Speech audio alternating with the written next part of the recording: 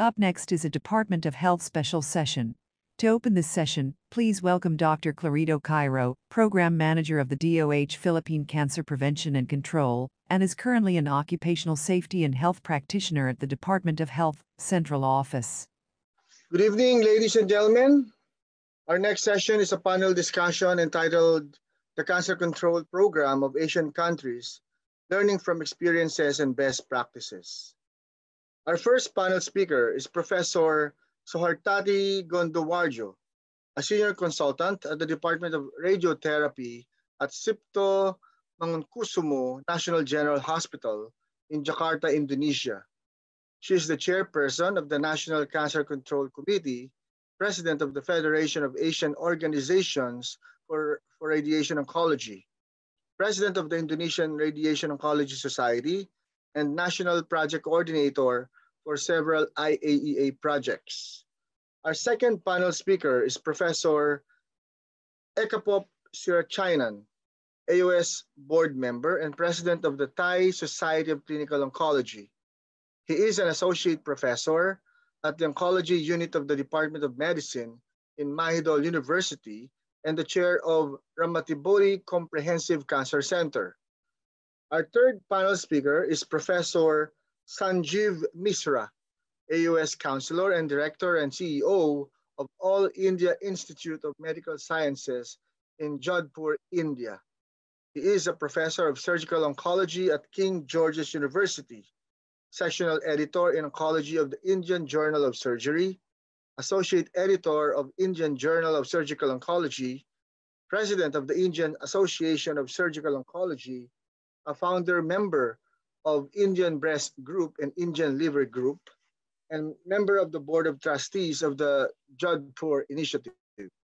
Our fourth panel speaker is Dr. Tung, AOS counselor and supervisor of the Ho Chi Minh City Cancer Registry. He is a surgeon at the Department of Breast Cancer at Ho Chi Minh City Cancer Hospital, voting member of the International Association of Cancer Registries, and member of the Association of UICC Fellows. Our last panel speaker is Professor Dong-Yung No, AOS Advisory Board member and past president of APFOCC and APCC. He is the chief of the Breast Care Center and Laboratory of Breast Cancer Biology in Cancer Research Institute at Seoul National University. He's also the principal investigator of the Minister for Health, Welfare and Family Affairs funded Translational Research Organization in Cancer Project. Ladies and gentlemen, please welcome our distinguished panel speakers, Professor Soehartati Gondhowiardjo, Ekaphop Sirachainan, Sanjeev Misra, Tung, and Dong-Yung No. Good afternoon, everybody. It's a great honor for me to be invited for this very special event, and I would like to extend my appreciation and thanks to our committees for arranging this wonderful event. The world is currently under the high pressure in meeting the demands, along with the increasing number of people living with cancer globally. Considering the potential burden of the problem, NCDs were then included in the 2030 SDGs. We know that at least 400 million people have no basic health care. Every 2 seconds, someone aged 30 to 70 years old dies prematurely from the NCDs included cancer. And the United Nations under the SDGs has also tried to address cancer-related premature mortality by 2030, reduced 1/3 premature mortality from NCDs through prevention treatment, promote mental health and well-being. Now the rank of cancer incidence globally is shift from number 4, 2007 to number 2 in 2017. The IARC has predicted that the burden of cancer will continue to increase to 9.4 million new cases in 2040 from 18.1 million in 2018, and analyzed that 1 in 6 deaths in world was caused by cancer. Lung and breast cancer are the most prevalent cancer in male and female. This implies that a new cancer is diagnosed every 1 second, and every 2 seconds someone dies from cancer. Nearly 70% of the global cancer burden acute in low and middle income countries. Asia is a big continent. consists of 51 countries and 60 of the world populations. With diversity in income, number of population, as well as the HGIs. 2014, radiation oncology societies around Asia gathered to establish the Federation of Asian Organization for Radiation Oncology, a non-profit and scientific organization with intent to function as the Federation of Radiation Oncology Society in the region. Has 14 member states and have more than 50% of the world population and 84% of Asian population. This showed us increased rank of cancer rate in some area in Asia Pacific from number 6 to in 2010 to number 2 in 2017. And we know that the highest incidence of cancer is in Asia, 48.4%, and mortality rate for 57.3% globally. National Cancer Control requires a comprehensive approach based on cancer journey from the prevention to end of life, and it requires unique activities and supporting policy. Effective planning of cancer control requires contextualization of the country situation and must be integrated multi-sectoral and interdisciplinary. Early detection is one of the most efficient investment in cancer control and must be linked to access to prompt, affordable, and quality of treatment. It's involved 3 steps, so-called the awareness and assessing care. The second step is the clinical evaluation for diagnostic and staging, and the final step is access to treatment. Early diagnosis is measured by interval of time. Delay may occur along the entire pathway. Most delay occur in awareness and assessing care phase with a median of 1.2 months, and the worst is in low middle income countries with the median of 6.8 months. The NCCP is a public health program designed to reduce the number of cancer cases and death and to improve the quality of life of the patient. It consists of all the intervention of cancer journey from the prevention to the survivorship and the palliative care. And must be framed by the health system supported by effective financing strategies, continuously observed by monitoring system and equipped with the quality management. The Economist Intelligence Unit in 2019 developed the Index of Cancer Preparedness that explore cancer preparedness through policy and planning, care delivery, and health system and governance. And this is one of the results of that plan should be based on systematic situational analysis and the burden of cancer and the resource and capacity available to inform policy and define the next step that are the priority setting and formulation of the cancer control plan. Without priority and the realistic goals, NCCP will result in a little impact. Implementation should be based on the evaluation of the existing intervention to assess the feasibility and sustainability of the program. Scaling up is the final step. When the initial evaluation showed positive result, conducted in step and with due consideration of financial needs, coupled with the monitoring and evaluating to ensure the quality and safety of delivery of care.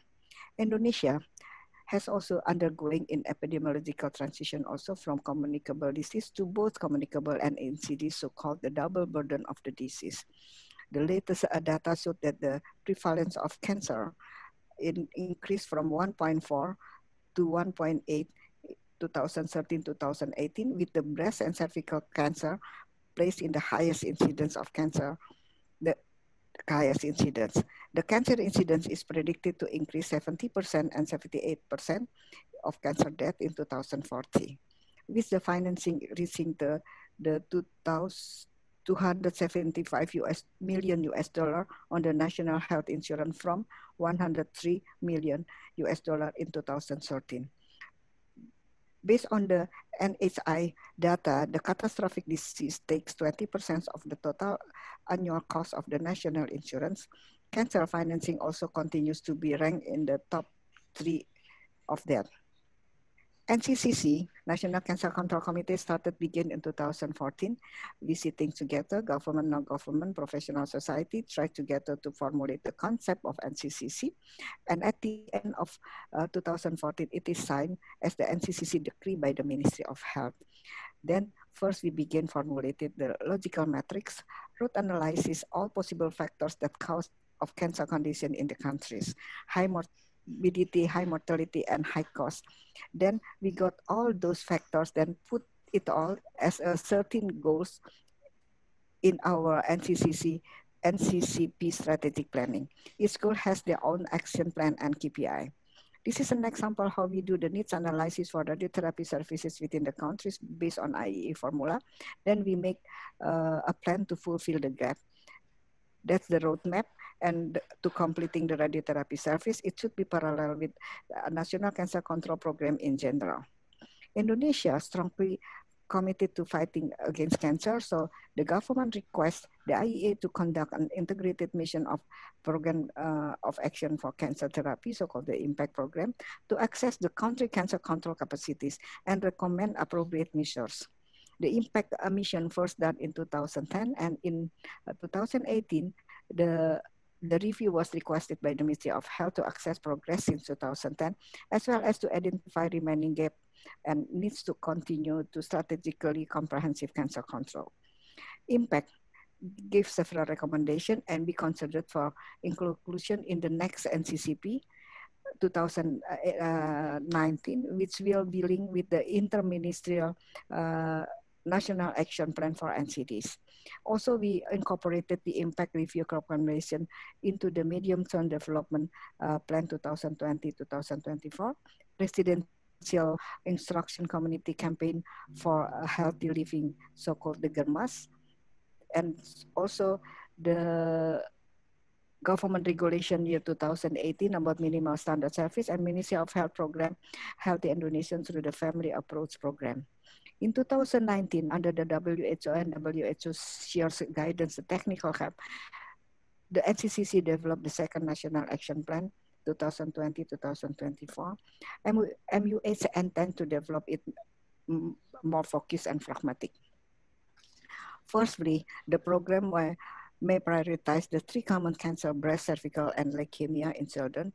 Since that, secondly, the program may optimize cancer program at district level in this decentralized system, and then will be expanded to all district and province in Indonesia. Thirdly, the program may combine common measures such as health promotion, palliative care, and specific treatment program for breast, cervical cancer, and leukemia. It is in line with the National Action Plan for Cancer Control 2020-2024. It developed to meet 4 outcomes and carry out by the 5 pillars. First is the health promotion and primary prevention. Second is cancer registries. Third is priority cancer treatment. Fourth is palliative care. And fifth is secondary prevention, and supported by the good governance and leadership. It is expected to achieve first, practice in 9 key priority behavior. And the second is the fulfill of minimum standard of the health services, particularly for the VIE test and CBA at district level. And the third is provision of quality assured cancer service at primary care and hospital in line with the guidance and accreditation. And the last is evidence-based effective governance. A good analogy for this undertaking is like a hourglass with the higher proportion of health promotion and primary prevention and palliative care than treatment. So the difference between communicable disease versus non-communicable disease, we need strong policies and political ways to decrease the incidence and burden of non-NCDs, especially in cancer.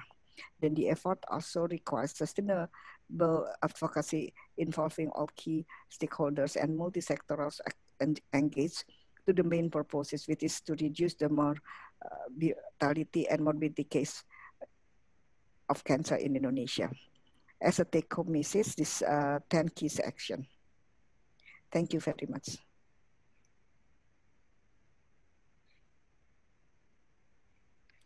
Good afternoon, everybody. My name is Associate Professor Ekaphop Sirachainan. I'm the President of Thai Society of Clinical Oncology, or TSCO. Today I'm gonna give you the talk about the Cancer Control Program of Thailand, learning from experience and best practice. As you may know, Thailand is in the group of upper and middle income economies defined by World Bank in the same group as Malaysia, Indonesia, and China. This is the mortality rate per 100,000 population of showing 5 major causes of death in Thailand. You can see that cancer is the leading cause of death in Thailand. Since 1999, so it's almost 21 years. The mortality rate is higher than accident or heart disease and hypertension and stroke. So the estimated number of new cancer cases in Thailand in 2014 was around 60,000 in men and 63,000 in women, corresponding to age standardized rate of 143.8 and 134.2 per 100,000 respectively. So in Thailand, we collect the data of cancer patients around the country. And it was published in the book Cancer in Thailand. The latest version was volume 8 in 2010 and 2012. So this is the incidence of cancer in Thailand. The most common cancer in Thailand is liver and bile duct that include hepatocellular carcinoma and cholangiocarcinoma. Because in the northeastern parts of Thailand, the incidence of cholangiocarcinoma is highest incident in the world. And hepatocellular carcinoma is common because of hepatitis B infection. The second most common cancer is lung cancer and colon cancer, prostate cancer, respectively in male. For female, breast cancer is the most common cancer, and the second most common cancer was cervical cancer, and also liver and bile duct cancer or cholangiocarcinoma, also common in women in Thailand. So for the cancer control strategy in the country include primary prevention, secondary prevention, and treatment. Primary prevention that we start already, as shown in the slide. Vaccination, especially for hepatitis B infection, and also HPV or human papilloma virus. Anti-smoking campaign was started many years ago and try to control or reduce the use of cigarette smoking in Thailand in adult and also in the young adult. And also alcohol consumption control, especially in special holidays event. Opisthochist viverine control, because Opisthochist viverine is the major cause of cholangiocarcinoma. So the campaign for Opisthochist viverine control has been started for many years to control the cholangiocarcinoma, and also as the same as many cancer in the world, helps lifestyle promotion was started already. For the hepatitis B vaccination, every infant in Thailand must receive hepatitis B vaccination for hepatocellular carcinoma prevention. This program was the same program that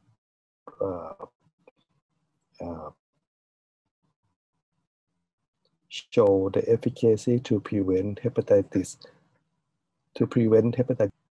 like in the many countries, like in Taiwan, that show that the vaccination can reduce the incidence of hepatocellular carcinoma in adults. And also for tobacco control, diseases cigarette package in Thailand, that the law, by the law, the cigarette packet must show the picture of the cancer patient on the package to warn the smoker that cigarette smoking can cause like a package and can cause esophageal cancer like in the right package.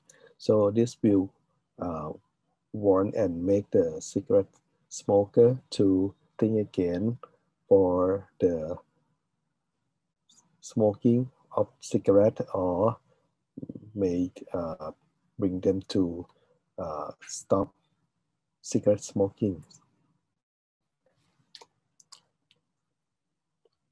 For the campaign of cholangiocarcinoma, we know that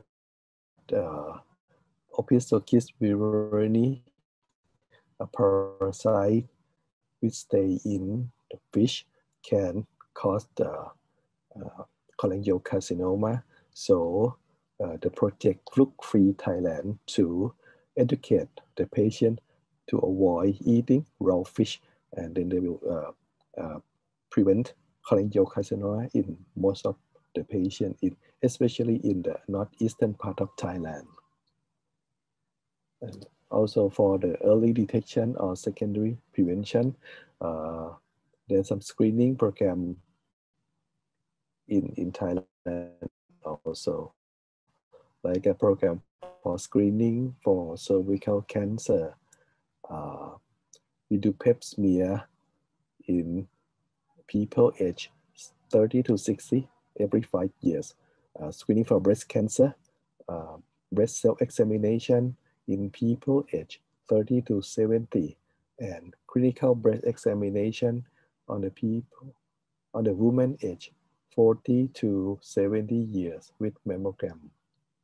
And also program for screening colorectal cancer. We do fecal immunohistochemical tests in the people aged 50 to 70 years every 2 years. For the treatment of cancer,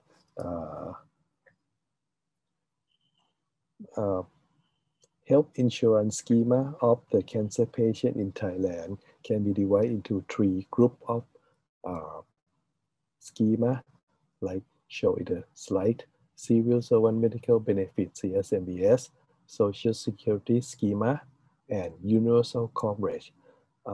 Most of the patients use universal coverage, around 75%, and that means that the only one group, CSMBS, can reimburse for original chemotherapy or targeted therapy and immunotherapy. Just only a small group of the patient. Most of them could not access to the original or targeted immunotherapy. They can access to only generic chemotherapy. Anyway, we have some drug that use compulsory licensing drug that can be used into every schema. So the problem will be that most of the patients could not access to the effective treatment of cancer. For the society, Thai Society of Clinical Oncology, or TSCO, our objectives to train medical oncologists to work all around the country. Every medical oncologist in the country are member of our society, TSCO. And right now, we have 279 medical oncologists around the country, and we can train medical oncologists around 19 to 20 new oncologists per year from 10 training centers. And we plan to train more and more medical oncologists to serve the country. You can see the map of Thailand on the left side, that in the blue province, that is province that have medical oncologists working in the province. Anyway, in the yellow province, there's some lacking of medical oncologists, so we need that in the future more medical oncologists can distribute to all over the country, so the cancer patient can access to the treatment more effectively. Thank you. So I'll be talking about the experience of cancer care and control program from India, and briefly I'll be covering about what we have done. So the government of India launched the National Cancer Control Program in 1975 with the objectives of primary prevention, early detection, augmentation of treatment facilities, pain control, and palliative care. There have been several revisions, the last revision being in 2005, where also it was added that there were a lot of geographical imbalances in the cancer care, and that needed to be corrected in the National Cancer Control Program. So first, we needed a good data to start a National Cancer Control Program. So the government initiated the National Network of Cancer Registries in 1982, so that we could have good, robust data for this purpose. In 1982, starting from a single cancer registry in Mumbai, now we have got 36 population-based cancer registries, of which 33 are urban, 3 rural, and 236 hospital-based cancer registries.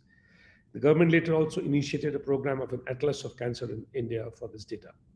What we have learned that, as we know that Asia contributes to nearly 50% of the world cancer incidence, and India contributed 12% of the Asian burden and 6% of the world incidence of cancer. And if you look at the cancers, if you look at the incidence per year, it's 1.1 million new cases per year. At any given time, nearly 2.25 million people are suffering from the disease. What we learned from this was that the cancer in India was a decade younger than the Western population, and majority, nearly 3/4 of the people were having advanced stage. Therefore, there was a very high mortality to incidence ratio was very high. Again, if you look at the variations of the cancer across different parts of the country, because India is a nation within a nation, if the rural part, the cancer incidence is much less at 41 per 100,000. And in the Northeast, it's very high at 270 per 100,000. While in Delhi, it's around 150 per 100,000 population is the incidence of new cases. And if you look at the what are the different cancers in the part of the country, head and neck cancers are common all across the country because of the tobacco consumption. But in the north, it's the gallbladder cancer is common in the Indo-Gangetic belt.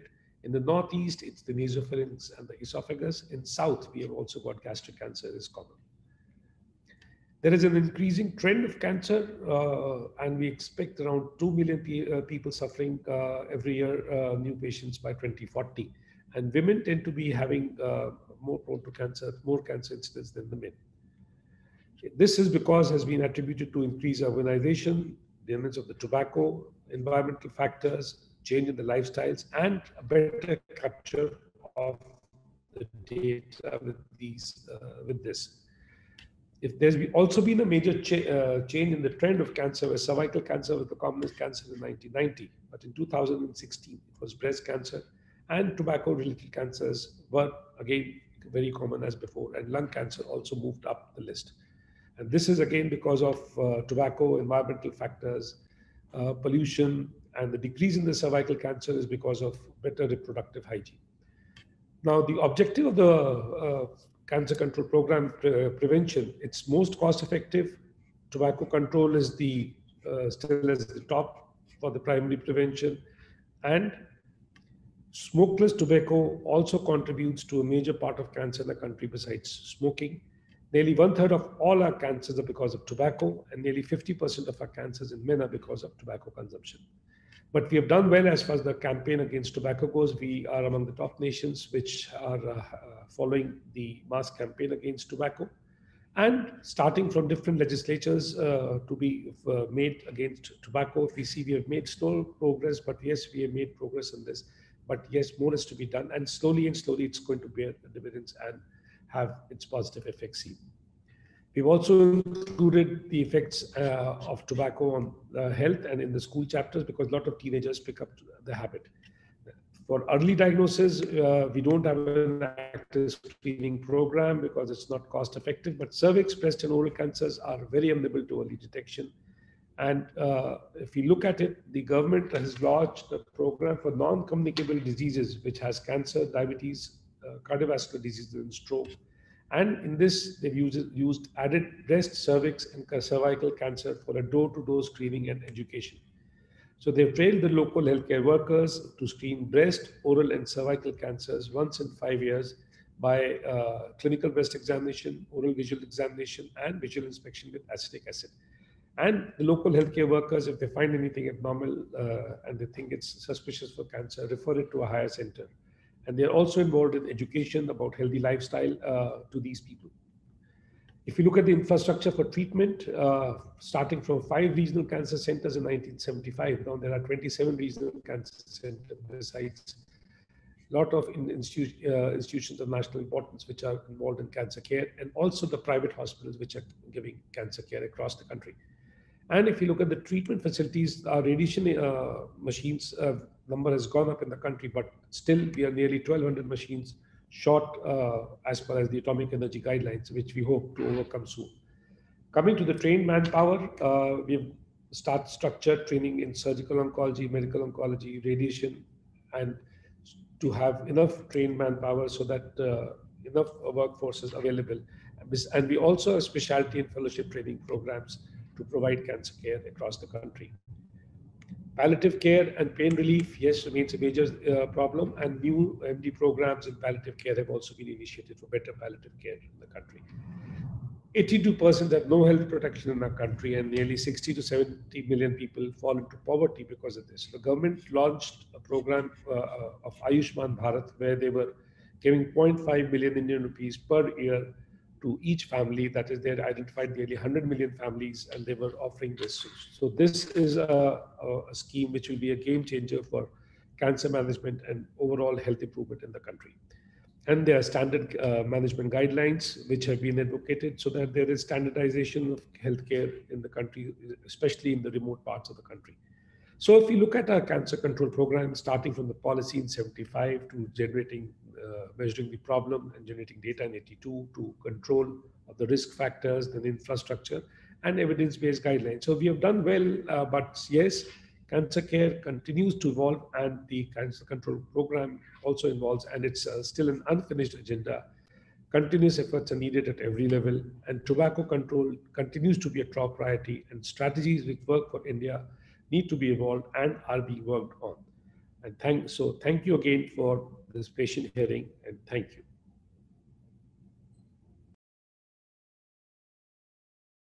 Good evening.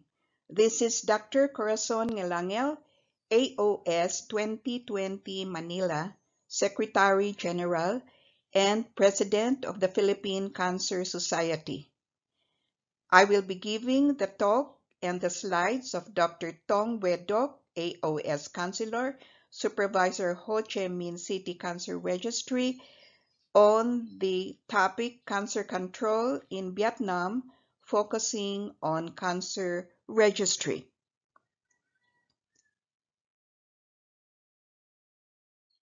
Vietnam has a population of 93.7 million, predominantly rural, life expectancy 73 years old, number of doctors and beds compared to the population, it's not really that much.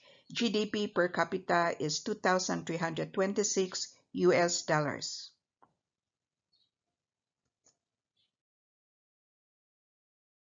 The organization of the health sector in Vietnam is similar to other countries. Topmost government, Ministry of Health, followed by city, provinces committees looking at health services, provincial hospitals, preventive health facilities, medical school, production, and health service provision units. Next are the district committees looking at district health centers, and then commune committees looking at communal health centers.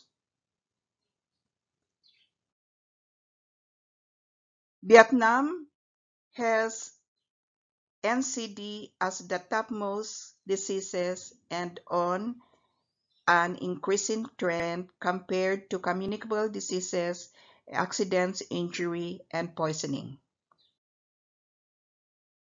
NCDs are the leading causes of deaths in Vietnam.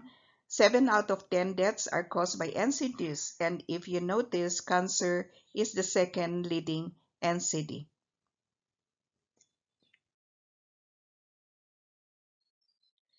Number of new cases, 2018, both sexes, all ages. Top cancer sites are liver, lung, stomach, breast, and colorectum.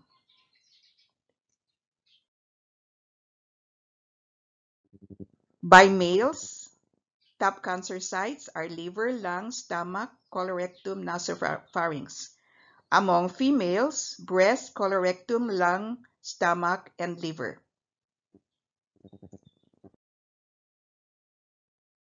If we compare this to world age standardized incidence rates by sex and incidence and mortalities, top cancers, liver, lung, and stomach are the main culprits.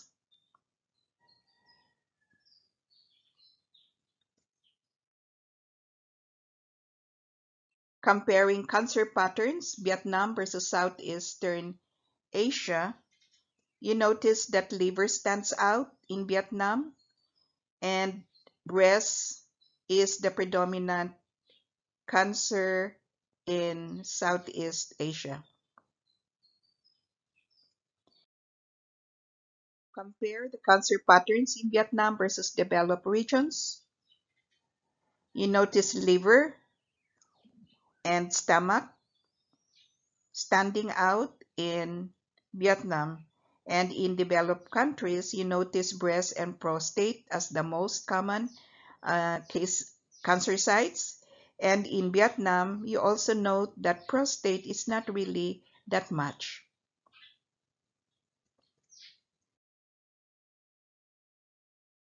Looking at risk factors in females, age group 25 to 64, comparing year 2010, 2015 in Vietnam, you notice that decreases in smoking and limited vegetable intake happens in 2015, particularly in limited vegetable intake. Taking the males, same group age, comparing 2010 and 2015 years, you add on limited physical activity and raised total cholesterol improvement.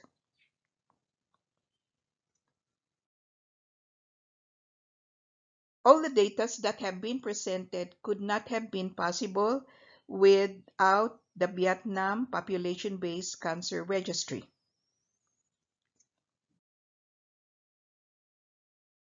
Population-based cancer registries provide the data-driven foundation for cancer control efforts. Cancer registries analyze the data collected and share the answers to these questions with other groups, like state comprehensive cancer control coalitions, which work to prevent cancer. These groups may find that some people aren't getting cancer screening tests, or they're making choices that raise their chance of getting cancer. The data may also show that certain groups of people are getting cancer more than others. Cancer control groups and advocates work to address the problems identified.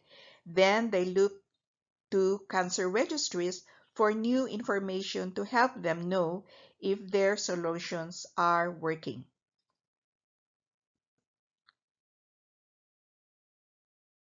The Prime Minister of Vietnam approved the strategy for NCDs 2015-2025, and this included the National Cancer Control Program. The objectives are to reduce cancer incidence and mortality rate and to improve the quality of life for patients with cancer. The components are raising awareness for the people, prevention, including vaccination, screening, early detection, capacity building for healthcare staffs in the community and in the hospitals, in the health facilities, and improving cancer registry.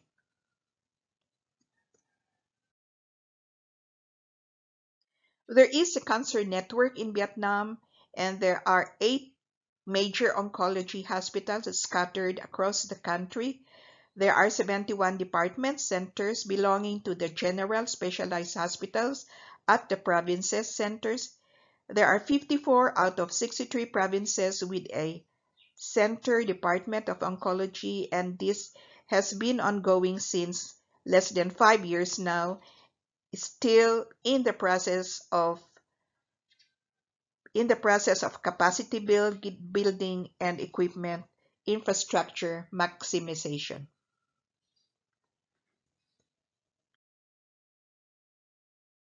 Results of the initiation of the National Cancer Control Program in Vietnam, particularly in health communication campaign as the initial salvo in any national cancer control program, there is an improvement in knowledge of cancer and in satisfaction with cancer information.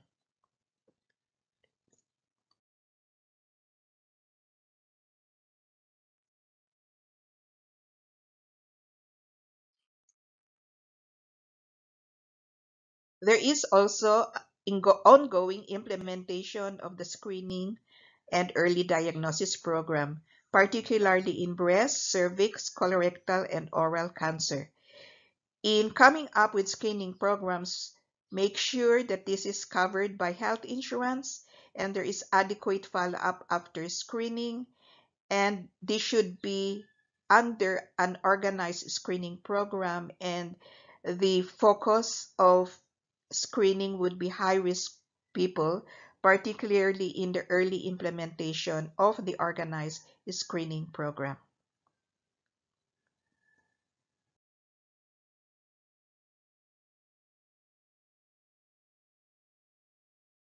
In Vietnam, the population-based cancer registry has its main offices in Hanoi and Ho Chi Minh, and these two major centers are supported by cancer registry centers in Tay Ngoyen, Haiphong, San Hoa Hu, Da Nang, Can Thu, Kian Giang, and all of them use a uniform cancer registry form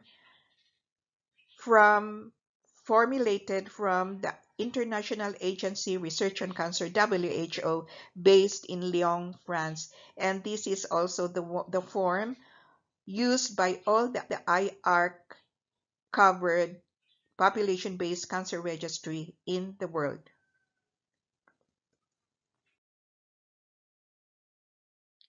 IARC-WHO lends supports to the Vietnam Cancer Registry as it does in all other IARC-covered population-based cancer registries in the world. There is a global initiative for cancer registry development partners task force that often visit IARC-covered population-based cancer registry countries, and this is also in Vietnam, and recommendations are strengthen registry data management in CANREC. CANREC is the IARC-WHO population-based cancer registry software used in IARC-covered PBCR in the world. Other recommendations are National Cancer Staging Committee should be put up. There should be peer review, specific training in data assessment and analysis, designed IT professional, and particularly there should be stable budget for operating PBCRs for long-term sustainability.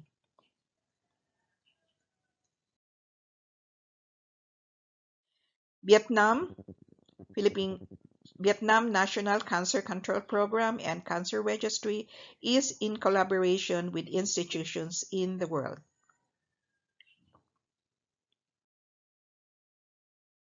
And Vietnam National Cancer Control Program and Cancer Registry are involved on studies at the ministry level and the national level.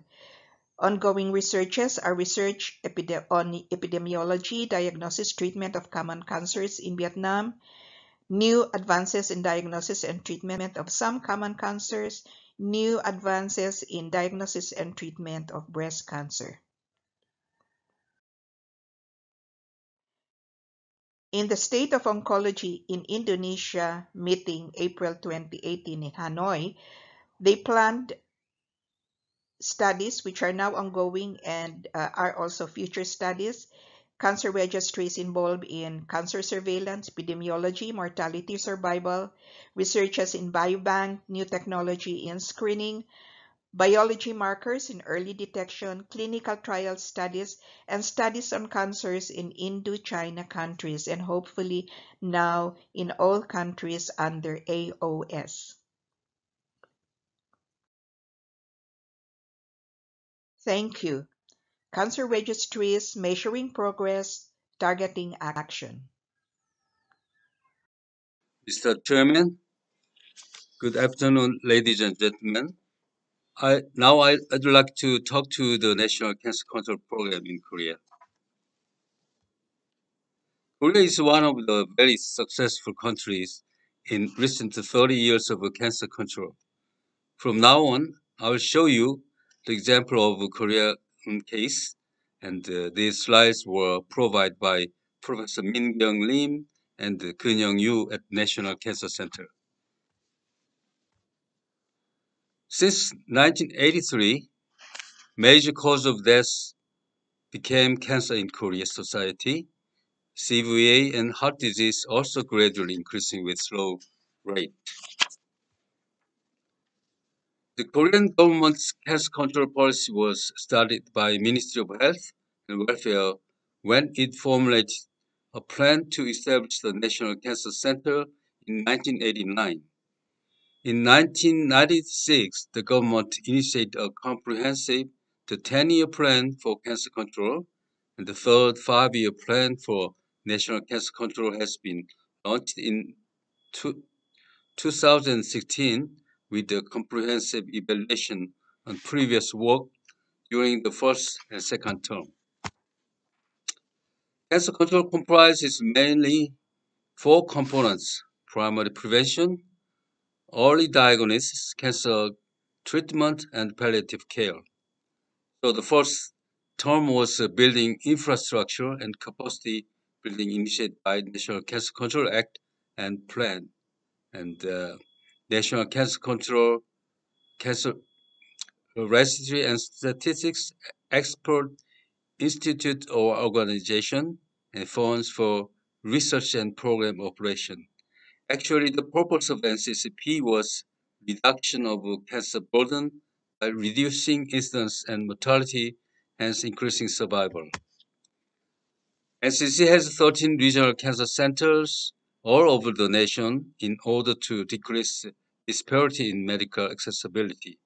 They had financial and technical supported by the central and local government. Nationwide center cancer registry is also very important in Korean, started in 1980. The National Cancer Registry helped us to calculate cancer statistics like incidence, survival, and prevalence. NCC provide cancer information service through webs, knowledge TV, social media, call center, educational materials-based media, books, leaflets, guidelines. And recent progress of national cancer control activity in Korea. In Korea, with the initiation of the third 5-year plan for national cancer control in 2016, strengthening activities for primary cancer prevention, focusing on reducing cancer incidence caused by the avoidable risk, has been highlighted and emphasized as one of the strategic goals of the plan. In 2006, based on the knowledge and evidence from systemic reviews and expert consensus, 10 calls for cancer prevention and its practical guidelines were developed and disseminated. And this year, we had modified 2 action calls among 10 action calls of cancer prevention, according to expert consensus with the newly suggested evidence and political decision for public advocacy. The code for moderate drinking was changed to avoid alcohol consumption for cancer prevention, and vaccination against HPV was added to the code for vaccination against HEBV. We suggest the practical guidelines for prevention of 10 major risk factors of cancer development. For example, infection, weight control, smoking, drinking, diet, physical activity, health examination, and occupational risk. And the public campaign like Cancer Prevention Day, mass media campaign, offline campaign, dissemination of campaign materials. As one of the major cancer prevention measures, tobacco control has been highly prioritized in Korea. Even if comprehensive law or regulation of tobacco control has not been established yet, with the ratification of WHO framework convention on tobacco control by Korean government, tobacco control activities such as levying cigarette tax, expanding restorative designated smoke-free areas, comprehensive campaign and education on harmful effect of tobacco use, and restriction of advertising sponsorship and promotion from tobacco companies has been further accelerated. Due to tobacco control activities by government and expert institute, including National Cancer Center, the mass smoking prevalence has been decreased to 39.6% in year 2010, even if it is still high when it compared to the data from other OECD countries.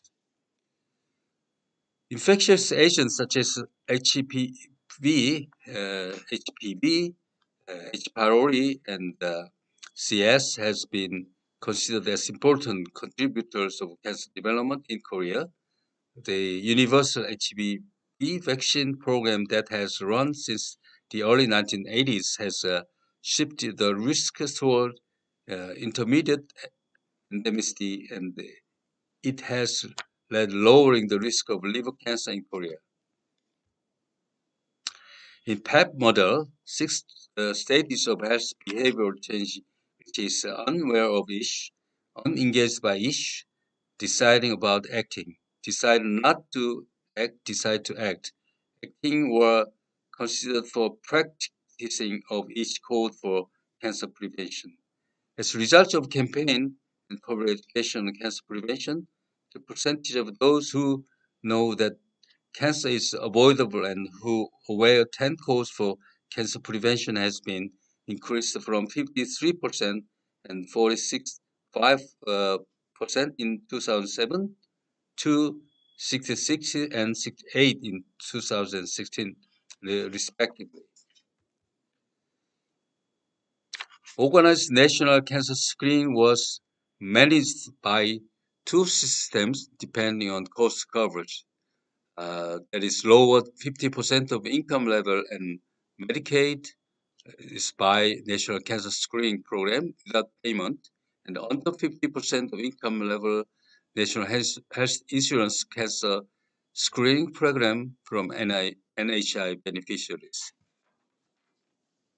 Now the screening program was revised and implemented in 2016, starting by major 5 prevalent cancers, and the stomach, age over 40 every 2 years with gastro endoscopy and or upper GI, and liver over 50 with high risk groups every 6 months by liver sono and alpha fetoprotein.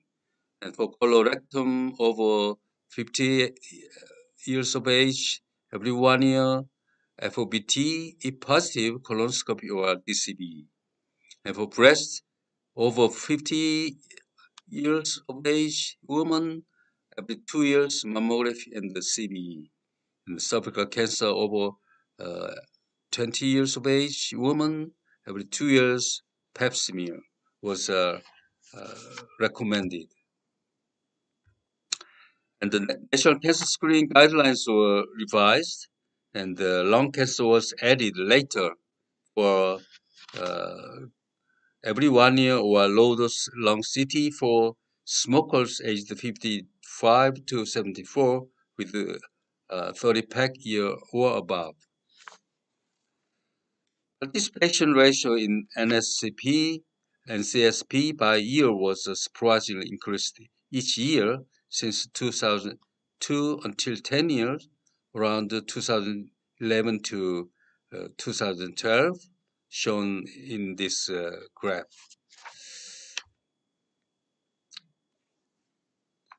In case of a cervical cancer screening program in Korea, we can see stage shifting effect by national cervix cancer screening in Korea.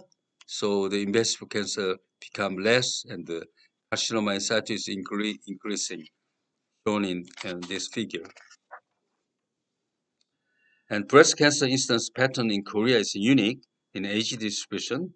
Peak age is below 50 and popular in young age women, compared to those in Caucasian and Singapore in Asian. Overall mortality rate of breast cancer may increase for a while and show a gradual decrease in the future, which will start from the young age group. The coverage of cost by insurance is very high, so the 95% of medical cost is covered by NHIC, and additional support for medical cost among cancer patients is low SES group or diagnosed by NCSP. So healthcare system for cancer patients is one of the best worldwide. Even for palliative care was initiated at the third stage, and the first part started in 1996. Fostering program, and the second plan, hospice unit designation by Ministry of Health and Welfare, and the hospice inpatient payment by NHI. And third plan was starting year 16 to 20, and home hospice pilot program and shared care pilot program was added.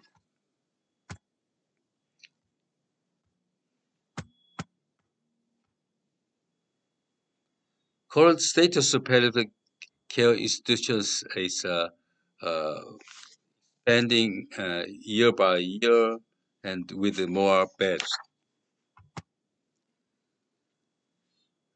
Through those control periods, cancer statistics was changed with almost 110,000 for men and 100,000 for women each year.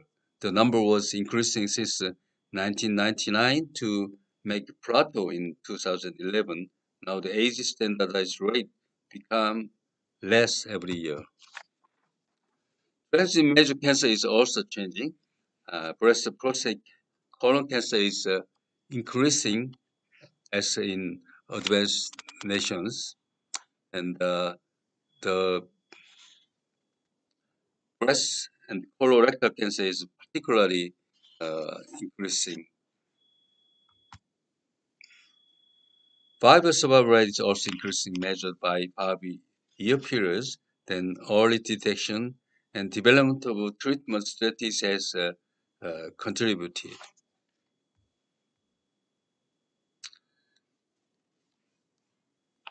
International comparison shows the best results compared to other developed nations. And the current and future challenges of national cancer control in Korea. Third term of NCCP began 2016. The aim is through cancer surveillance and quality assurance and precision medicine and supporting survivors and research planning and implementation to decreasing mortality and increasing survival rate. There are challenges of the national cancer screening program. By increasing the screening rate, we have to evaluate and improve quality of screening, and by modifying the pitfalls like overdiagnosis and evaluating the effectiveness of the screening program and assessing the cost effectiveness. And this is the example of pilot project for lung cancer screening nationwide. and low-dose CCT screening reduces 20% of mortality compared to routine chest PA. We also have a supporting system for survivors, healthcare, social rehabilitation, primary prevention of secondary primary cancer. There are regional comprehensive supporting center for cancer ongoing. And also cancer big data initiative for surveillance is going on, merging whole data from the web sources. Outcome research is also very important for cancer control activities. There's a network formed from various data suppliers. Korea is one of the very successful case of national cancer control. And now we are enhancing more efficiencies and cost effectiveness and more attention to the survivors and outcome researchers. And our effort to overcome and conquer cancer will be going on continuously. Thank you for your attention. Good evening, ladies and gentlemen. Our next session is a panel discussion entitled The Cancer Control Program of Asian Countries, Learning from Experiences and Best Practices. Our first panel speaker is Professor Soehartati Gondhowiardjo, a senior consultant at the Department of Radiotherapy at Cipto Mangunkusumo National General Hospital in Jakarta, Indonesia. She is the chairperson of the National Cancer Control Committee, president of the Federation of Asian Organizations for Radiation Oncology, president of the Indonesian Radiation Oncology Society, and national project coordinator for several IAEA projects. Our second panel speaker is Professor Ekaphop Sirachainan, AOS board member and president of the Thai Society of Clinical Oncology. He is an associate professor at the oncology unit of the Department of Medicine in Mahidol University and the chair of Ramatibodi Comprehensive Cancer Center. Our third panel speaker is Professor Sanjeev Misra, AOS counselor and director and CEO of All India Institute of Medical Sciences in Jodhpur, India. He is a professor of surgical oncology at King George's University, sectional editor in oncology of the Indian Journal of Surgery, associate editor of Indian Journal of Surgical Oncology, president of the Indian Association of Surgical Oncology, a founder member of Indian Breast Group and Indian Liver Group, and member of the Board of Trustees of the Jodhpur Initiative. Our fourth panel speaker is Dr. Tung, AOS counselor and supervisor of the Ho Chi Minh City Cancer Registry. He is a surgeon at the Department of Breast Cancer at Ho Chi Minh City Cancer Hospital, voting member of the International Association of Cancer Registries, and member of the Association of UICC Fellows. Our last panel speaker is Professor Dong-Yung No, AOS Advisory Board member and past president of APFO-CC and APCC. He is the chief of the Breast Care Center and Laboratory of Breast Cancer Biology in Cancer Research Institute at Seoul National University. He is also the principal investigator of the Minister for Health, Welfare and Family Affairs funded Translational Research Organization in Cancer Project. Ladies and gentlemen, please welcome our distinguished panel speakers, Professors Soehartati Gondhowiardjo, Ekaphop Sirachainan, Sanjeev Misra, Tung, and Dong-Yung No.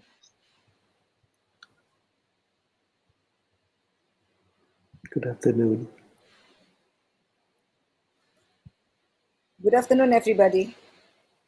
Good afternoon, everyone. Good afternoon. Good afternoon, everyone. Okay, so let's proceed to the Q&A portion. For all speakers, here's a question from our audience. Based on your experience and expertise, what do you think Asian countries should prioritize for cancer control, and any programs to help other Asian countries to achieve a common goal? Yeah, so that's for all our speakers. Yeah. Can I first? Yes, Professor Soehartati. Thank you. Yeah. For me, the most important thing is to run the cancer registry, since without a good cancer registry, we cannot make a good planning. And the second is to make a standardization of the treatment guidelines. So anywhere the patient are treated, they will get the same treatment procedures. And the third can be also how to increase the cancer awareness within population. I mean, within the population, within the countries, to do the primary and secondary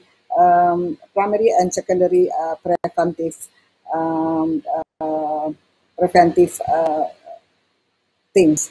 So that's the third most important factor to do priority within the Asian countries. Thank you. Okay. Who else?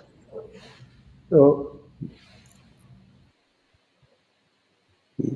for me, for my opinion, I think that we should focus on the common cancer that's very unique in our area, such like cholangiocarcinoma, that's very common in Thailand, Laos, and Cambodia.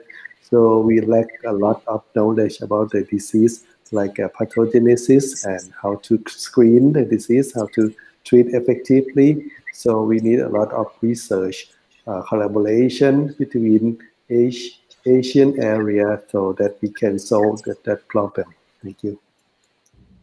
Thank you. Can I also add to that? Yeah, Professor. I think the cancer control program will have to be different for each Asian country depending on the common cancers that they have. If we look at the example of India, where it's tobacco-related cancers, how are you going to diagnose them early? What screening program? What primary prevention? But having said that, I think what we can learn from each other is, for example, if Japan and Korea are doing a very active screening program for stomach cancer, and we can learn from them how to detect early, because there are each country, the cancer scenarios are changing at certain places. They are becoming more, which is pertaining to Japan and Korea. And there are certain things which are again particular to that particular country. So we can learn from the good practices, especially early detection. But when it comes down to, if we talk of vaccines, etc., to prevent, for example, hepatitis B, I think that's where national programs can be quite common, where we can all work together. And when we talk of prevention like that. Yeah, thank you, Professor. Okay, so I'll proceed to the next question. This is a personal one for the three of you. During this COVID-19 pandemic, what do you think is the biggest challenge and opportunity in the implementation of a cancer control program in your country? Professor Misra? The COVID pandemic, as a country, I think we have been doing pretty well, because we did implement a lot of measures. But cancer care, yes, did take a hit, and the cancer control program did take a backseat during this time. But then it's also an opportunity right now to use technology when we talk about whether it's talking about cancer prevention, using the simple technologies in terms of teleconsultations and tele-advise, and which can be done very simply with mobiles, etc. And you don't need any fancy equipment to be carrying this out. So this is something which I think, as far as the cancer control program, which we can really improvise and work. You don't have to be visiting door to door. You may actually be able to carry out that you can develop apps which can work for this cancer control program. And for cancer care, it's been a challenge. The fear of the patients coming to the hospitals have been there. There was initially been fear from the doctors, but for treating them. But then here, what at our institution, half of the hospital was a COVID, and the other half was catering to cancer care and all the surgical and medical procedures, including radiation. So I think that has been good. Thank you, Professor. How about Professor Sirachainan? Yes, during COVID-19 pandemic in our country, there's some effect for the patient for screening for cancer, and also for the patient who need to receive treatment for cancer, like adjuvant chemotherapy or palliative chemotherapy. So I think we need to set up a good quality system to control the COVID-19 pandemic in the country, so it will be less effect for the cancer patient prognosis, and also for the treatment effectively. Thank you. Thank you, Professor. Professor Soehartati, please. Yes. Yeah, especially in our countries, for example, we are still struggling with the first wave of the COVID-19 pandemic. So it's not yet finished. Even just only the first wave is not yet finished. So what we can do, it's a bit difficult to talk about the promotion. Promotion can be done. What we do right now is virtually to increase the awareness of the public and also the medical professionals. But we are not advised the woman to do the screening right now, to go to the primary healthcare, because there are still a lot of COVID-19 cases in the primary healthcare as well in the special hospital. So except when since we give them a lot of virtual information, so except when they have a symptom. And for the treatment, anywhere, especially for radiotherapy, radiation oncology radiotherapy, because I'm a radiation oncologist, all the centers of radiotherapy within the countries are open. And also the cancer treatment is still continue with some changes in the regulation. For example, we divided the patient in the high risk of cancer, medium, and the low risk of spreading and something like that, and which patient can be postponed, which patient have to be planned, and which patient have to do the treatment directly. So that's what we do right now. Thank you. Yeah, so very well said. Thanks very much to all of you for sharing your expertise and your time. So I think that's all for now for our session, and see you around. Thank you. Bye. Thank you. Bye. Stay safe. Thank you.